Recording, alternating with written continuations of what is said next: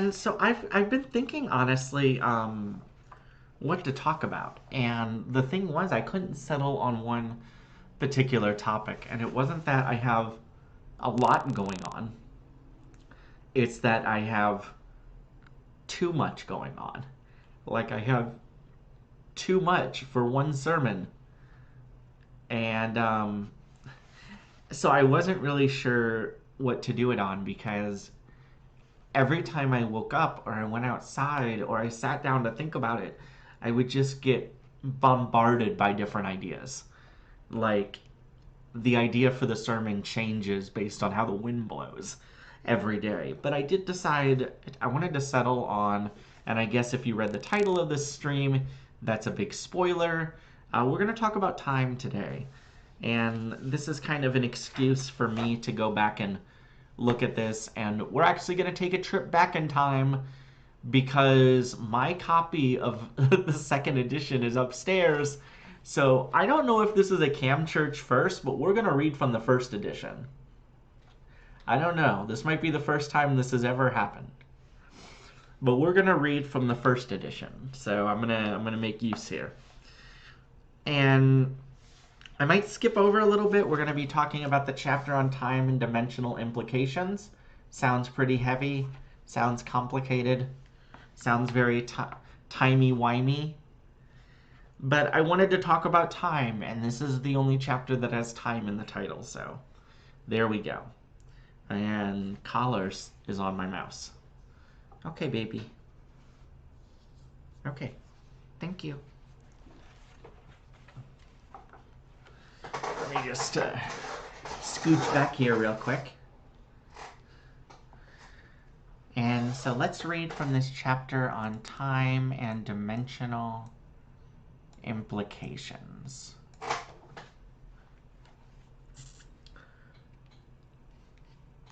Time is often considered the fourth dimension. Spatial dimensions composed of physical reality do exist, and we exist within them. Fortunately, they are not everything that exists, nor are they everything we exist within. There are infinite dimensions. Physical dimensions extend upward and downward from the third dimension.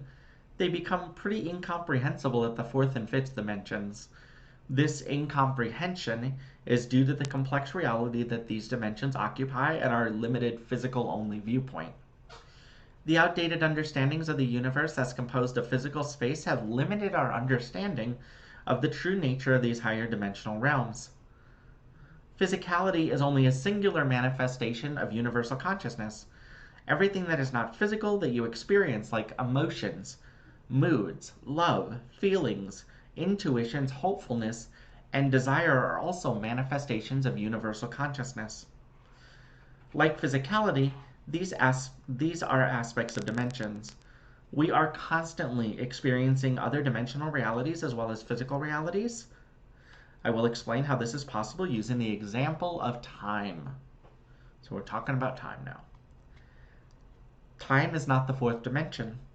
Instead, it is only how we experience the fourth dimension. Flatland by Edwin Albert has an incredible description of a 3D sphere passing through a 2D plane. The 3D sphere touches the plane and it appears in the 2D space as a pinpoint. As the sphere passes through the 2D plane, the pinpoint grows to the circumference of the sphere. It is represented in the 2D plane as a circle. Then the circle shrinks again as the sphere passes the second half through. For a sphere, which is my proper name for my own country, if he manifests himself to someone of Flatland, must needs manifest himself as a circle. I think that's pretty easy to visualize. This concept is super useful because it helps us understand that from the second dimensional experience, the sphere is not experienced in its complete form. It is only experienced by the capabilities of the second dimension. When we look at time as the fourth dimension, we are somewhat correct. Time is, in fact, how we experience the fourth dimension. Because we are not situated in a 4D reality, time is the part of 4D that we can feel and experience from 3D. There are many other aspects that behave this way. For instance, all emotions are the way that we experience certain dimensions. Tapping into joy on a personal level is the way that you experience the dimension of divinity. We are infinite dimensional beings existing in many ways beyond this physical form. We are connected to one another and other dimensions in ways that we can only begin to imagine. We feel these other dimensions and continue to experience them despite not having their fullest picture realized in our consciousness. As you go up in dimensions, the difficulty in comprehension from the expansion of spatial realities is resolved by realizing the validity of emotional space. Instead of expanding or growing physically, the dimensional reality of higher dimensions is of a higher emotional frequency and quality. The fourth dimension is the expansion and freedom from reactionary responses. It is the mastery of ourselves and our projection through time-space. This can and will be accomplished technologically, but it can also be accomplished individually. By seeing each situation for the truth of what it is, you will begin to evolve into a fourth dimensional comprehension. For example, if you're talking with someone and they begin to accuse you of something, you can respond in any way. You can respond with anger, with pain, with another accusation, or with the loving understanding that their pain and the supportive space for them to express themselves. By responding with love, you gain mastery over the situation. It works from within outward. It truly does not take long for the world to follow your lead once you have gained mastery within yourself. It will be through this understanding that our technological breakthroughs for time-space travel happen. The fifth dimension is total ecstasy and joy. By feeling gratitude and love as much as possible, you begin to develop your fifth dimensional body. These things start very much within our own mind, and as our thoughts are what are creating our reality. As we rise up into our interdimensional powers, we will have access to many, many other dimensions that we have been previously unaware of. Each dimension intersects with our consciousness in a unique way. Not all dimensions are spatial, and not all will be comprehended by each form. But as we expand, we will grow in ways that cannot be expressed in words at this time. Uni bless.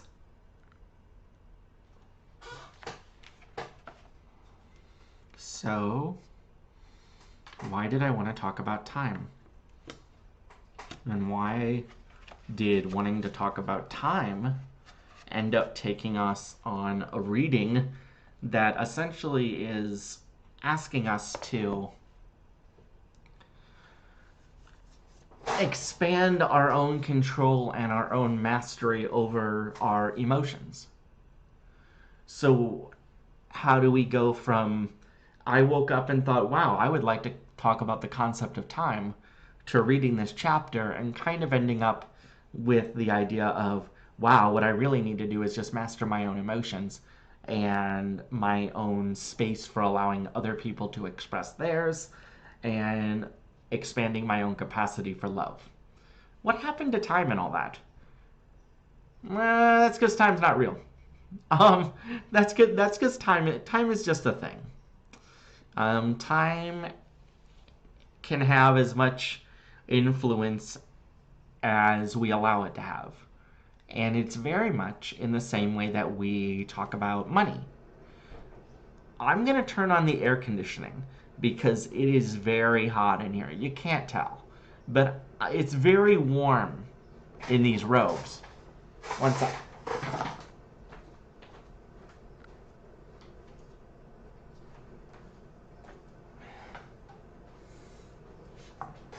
Okay, I'm back. Hopefully I can cool down my apartment here. I also feel blessed because the stream is still running, so that's very exciting. I wanted to talk about time initially because I have been very much feeling that I have been not in control of it. And I have been lately feeling very at the mercy of the progression of time, at the progression of this concept. And it is a very exhausting feeling. Um, Thinking about the progression of time and the way that we are brought up to understand it, and the way that we are indoctrinated to think about the passage of time, I believe sometimes can be an indoctrination which focuses us on a negative perspective, a perspective of loss. This is just my own personal experience. We hear a lot of people talking about there's not enough time. I don't have enough time to do this. There's not enough hours in the day. We hear people talk about whether they're working on their day-to-day job or a project for school or a project for work, that I'm running up against the clock, I'm running out of time. A lot of times when we talk about that concept and that way through which we view the world, we see it as something getting out of our control, falling away from us, sands through the hourglass. I think I've conveyed the point. But it is a place of loss. It is a place of lack. It is a place of not having enough of something. And it is very much also, and you can really marry the two hand in hand, a lot of the ways that we talk about another completely made up concept that also seems to rule a lot of our lives and that we're very much brought into and taught is important: money. Money is also something that we are brought up with, and we are given a lack mindset. Except for a privileged few, we're taught there's not enough money. It takes this much money to do that. I'm running out of money. My bank account is zero. Both time and money, when you are brought up in the soup of this 3D reality where we cannot see the whole emotional spectrum of the world, where we have not gained enough space for our own emotional healing and other people's emotional healing, when we're viewing it from the place that we all of us start from, it is just this huge amount of lack and need and a ever increasing feeling like you always have to catch up. And for better or worse, I have been trapped in this lack mindset for, let's say, 6 weeks. I had been ruminating a lot on, wow, I don't have enough time to get done what I need to do. I don't have enough time to make enough money to do what I need to do. And it is a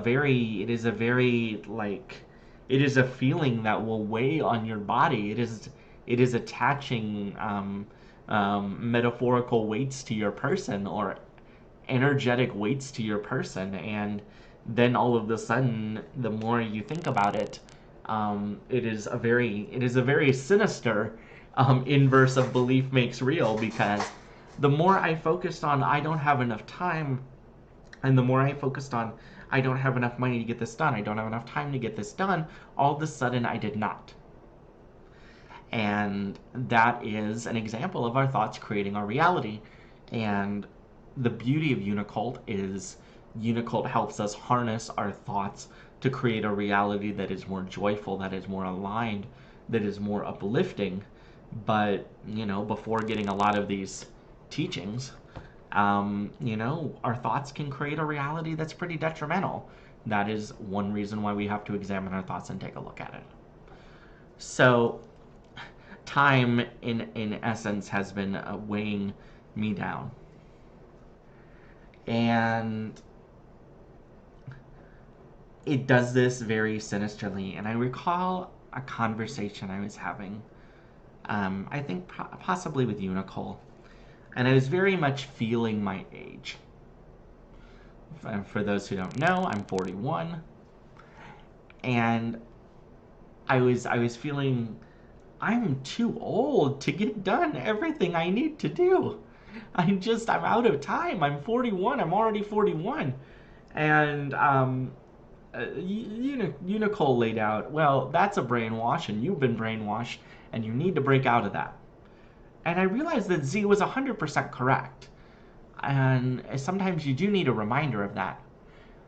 And I thought back to like, wow, when did I learn that like this arbitrary number that is attached to the amount of time I've been on Earth, when did all of these things kind of coalesce to give me this feeling like I don't have enough, availability or life left on this planet? And I remembered that when my mom turned 40, they treated it like a funeral. Like a jokey funeral, but they said, "You're over the hill. You're over the hill. Here's a cake to tell you that you are. We're going to have a party to celebrate that you are."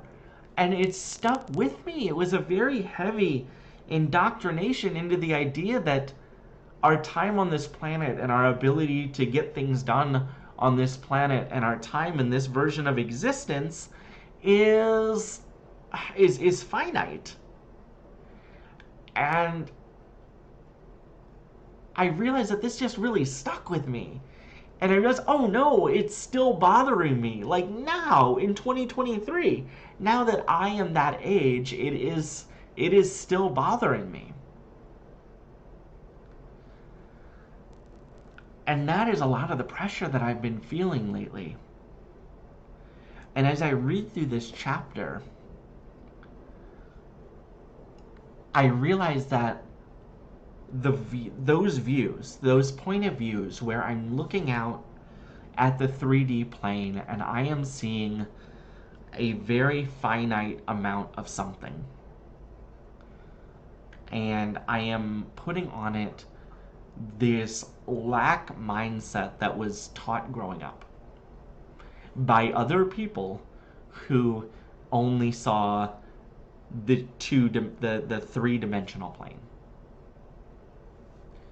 And that's hard to break out of. It's hard to break out of. And what I think one of the takeaways from this chapter is almost in a way like it's a very core Unicult tenet, right? But like, let's say with age. Like, yes, on a calendar, I have a particular age. You can chart it out or whatever. But as I sit here right now, it doesn't matter. If I sit here in the moment, I don't feel like a number. I feel my body, I see the room around me, but I feel pretty good.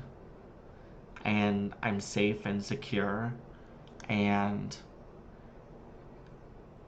I can just breathe in the moment and take a moment for myself and look within and realize, yeah, I have literally no concept of how much the rest of my existence on this planet is going to go. And it is in that unknowing.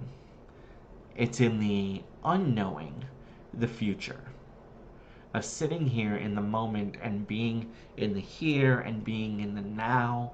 And when you sit in the here and the now and you try to cast your vision forward of what is in the future, I don't see an ending. I can't, imagine what that's going to be.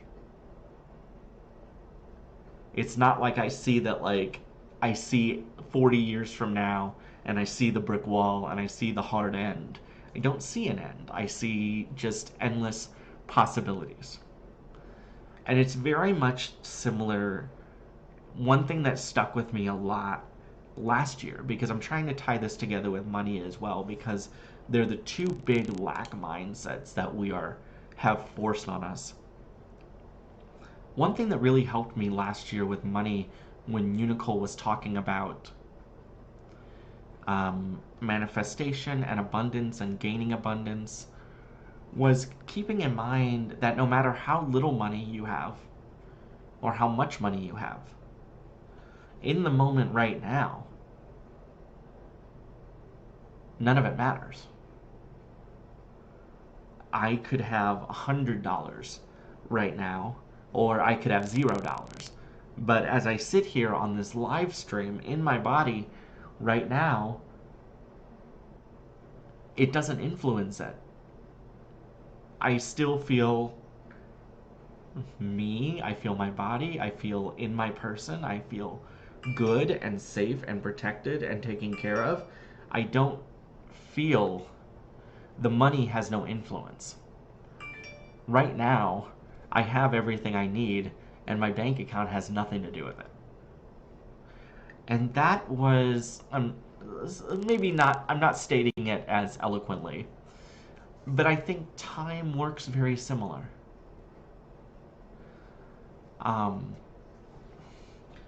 So when I sit here and go through my day-to-day, the way that I've been trying to remove those pressures of not having enough time, or not being able to get everything done in the day, or not having a long enough work week, one of the ways that I've been removing myself from that is trying to stop and be in the moment and look around and realize that, wow, right now it does not matter. It doesn't matter. And that is a very freeing feeling. As any time we go within and we do kind of a self-inventory on ourselves and we check in with our emotions and our own feeling, that is in essence helping build up that emotional, spiritual,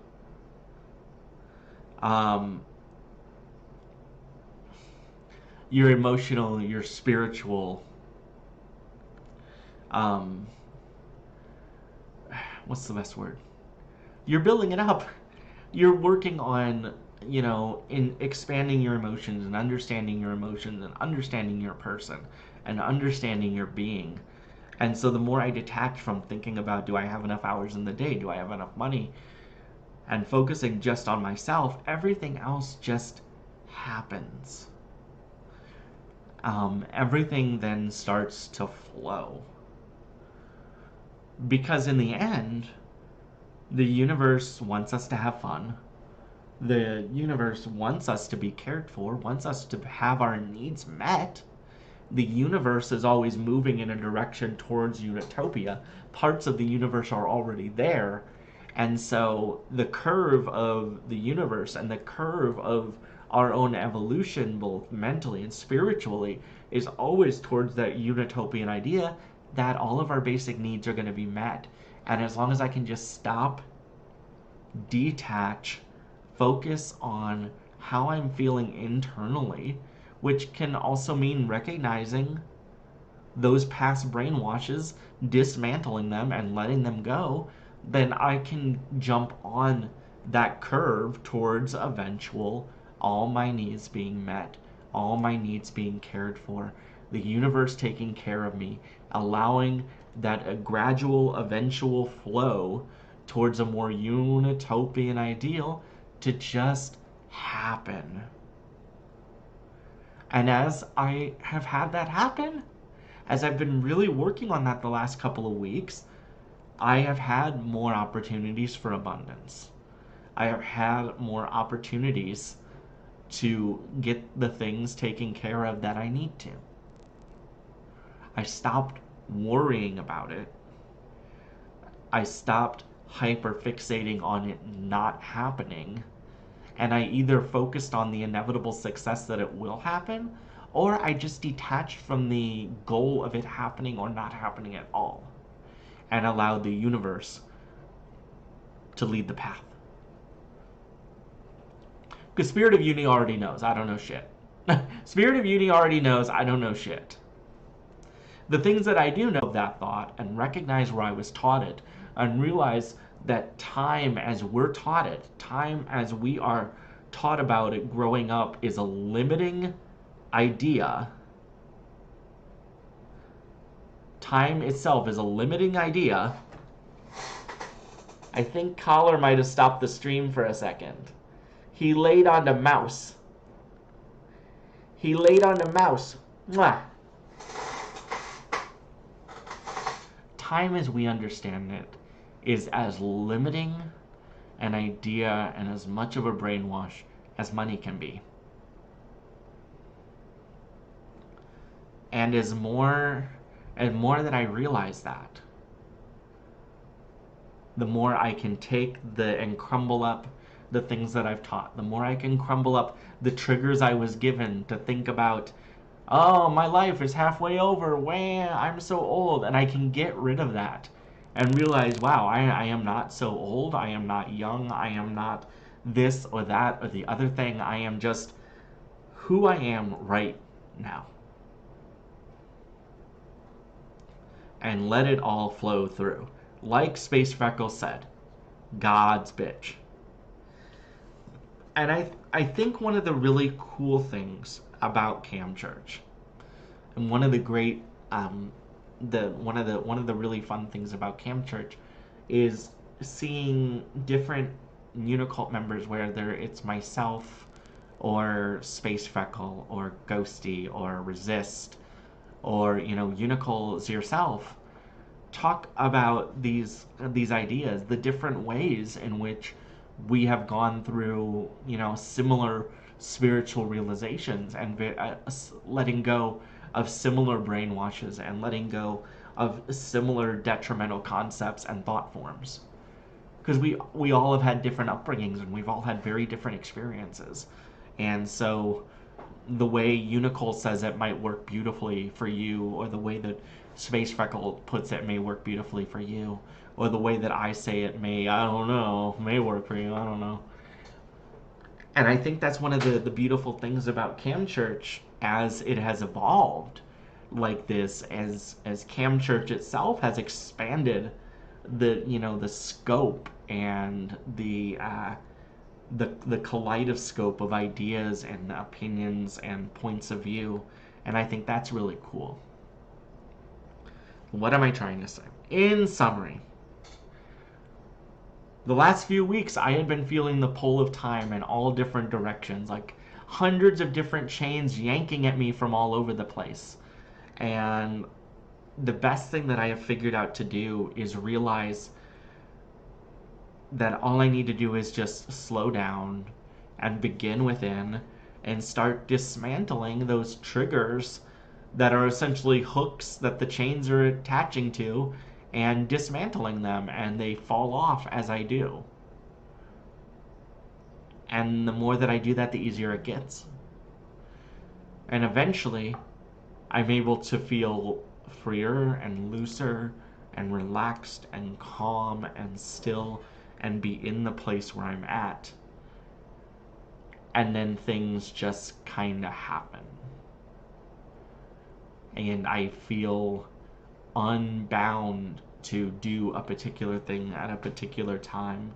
And even when I clock in at my regular job, I don't feel like I'm doing something out of an obligation or out of a thing. I'm just letting it flow. And so, yeah, inner work is really cool. Not the most structured church today, I know. But I've had a lot of jumbled things going on, and I've had a lot of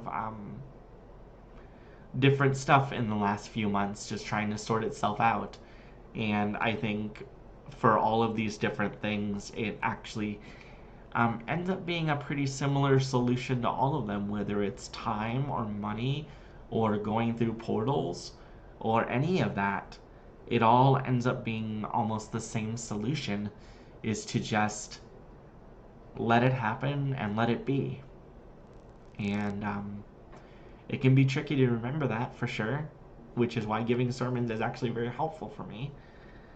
But I think the more that we work on just spending time within ourselves, communicating with our higher selves, and continuing to let go of what we thought we knew, which isn't really something that we know, it's just a thing we were given, the easier it will be for us to open up and expand and see the totality of life, and the beauty of that totality is really amazing. And so that's their sermon. Time isn't real, money isn't real. Join Unicult, join Unicult. Go and enjoy Space Freckles' Unicult Manifestation Mastery class. Do that also. Go to Thursday church. Hang out at Cam Church. Say good morning to everyone in the chat. What else can you do in Unicult? I don't know. You can become a devoted member. I want to give a special shout out to Lexi and Unimagic, who are leading our latest class of devoted members. We have more than normal. It's very exciting. And our devoted members really shape the direction of, our public-facing content, and shape so much of what happens in the server and everything. And so if you are wanting to get more involved, if you are wanting to get a little more of a peek behind the curtain, if you are wanting to help out with projects, or you have a project, or if you are just wanting, additional assistance, you're wanting additional assistance in your ascension, then join Unicult. Join Unicult, and then become a devoted member. And then if you are called to become a member of our clergy, become a magician. Become a magician and do cool stuff like sermons, and enjoy cool stuff like magic. And so, all that stuff, y'all are amazing. Thank you all for coming to the sermon today. Thanks for coming to church. Thank you all, everyone who donated today, Mama D, Justin, thank you for your donations. And Spirit of Uni, thank you for gathering us here together in this wonderful virtual church. Thank you for everything that's happened with Unicult, past, present, and everything in the future. Let Unicult continue to exist essentially outside of time and space, where everything that we do, no matter what, and no matter when we did it, or no matter how we did it, is bringing us towards that eventual Unitopian dream. Uni bless. And I will see you all, I'll see you next month.